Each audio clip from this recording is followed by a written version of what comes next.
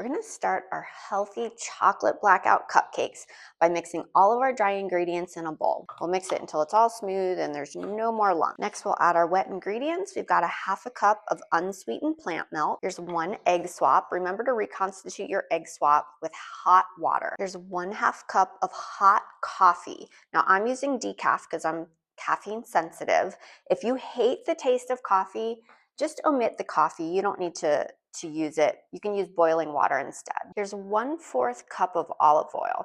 I love the flavor of olive oil mixed with chocolate, but if you don't love olive oil, go ahead and use a neutral flavored oil like avocado oil or coconut oil. 2 teaspoons of pure vanilla extract. We're gonna mix our wet and dry ingredients until we have a nice smooth batter consistency and no more lumps remain. Then we'll let our batter rest for about 5 minutes while that healthy fiber absorbs all of the moisture before we load our cupcake tins. You can see after a few minutes of rest, the dough will thicken noticeably, and we are ready to load our cupcake tins. Got my whole grain swap batter here, and you can see it is not as thick as the grain-free, and it handles a little more similarly to regular cake batter. I'm gonna load my whole grain cake batter into my parchment lined muffin tins, and I like to use my large cookie scoop. You can also use this as an ice cream scooper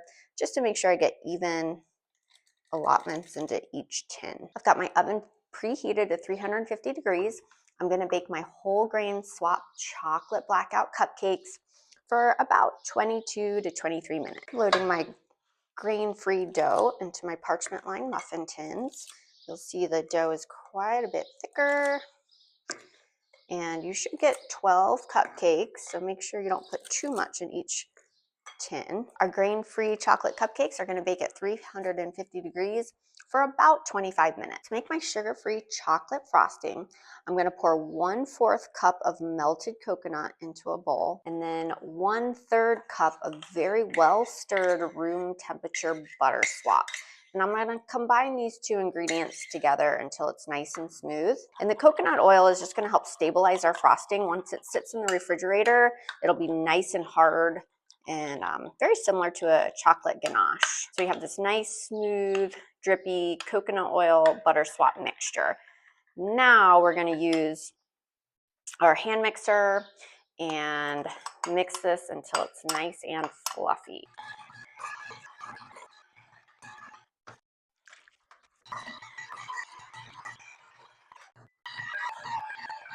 Got our nice, thick buttercream frosting. So good. You can see our finished grain-free cupcakes and our whole grain look slightly different.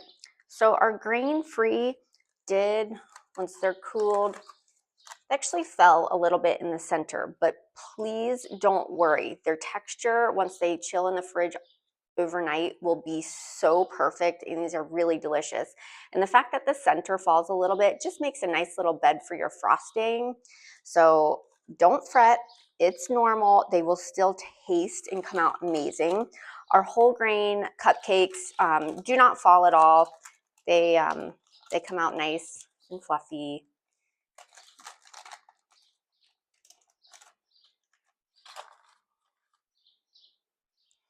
Oh, they're so good.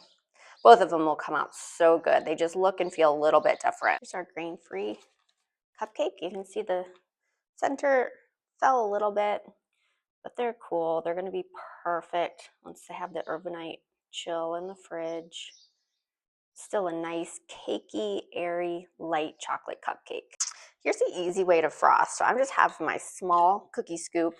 I'm taking just 1 little scoop of frosting, put it on the cupcake, and I use a wet finger, and I just kind of smush the little dollop of frosting. And that wet finger is going to give you that nice bakery, professional style look without any fuss. So you've got this perfectly looking cute little chocolate on chocolate cupcake. Yum.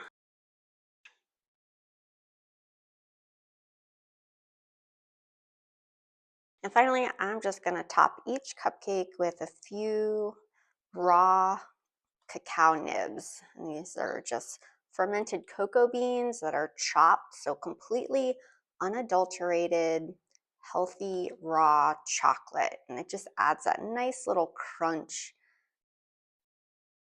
to your cupcake. Feel free to skip this step, but it's pretty, and I always love a little crunchy texture with my food. Okay, we are done. These beautiful, healthy, high fiber, vegan, gluten-free, sugar-free, chocolate on chocolate blackout cupcakes are done.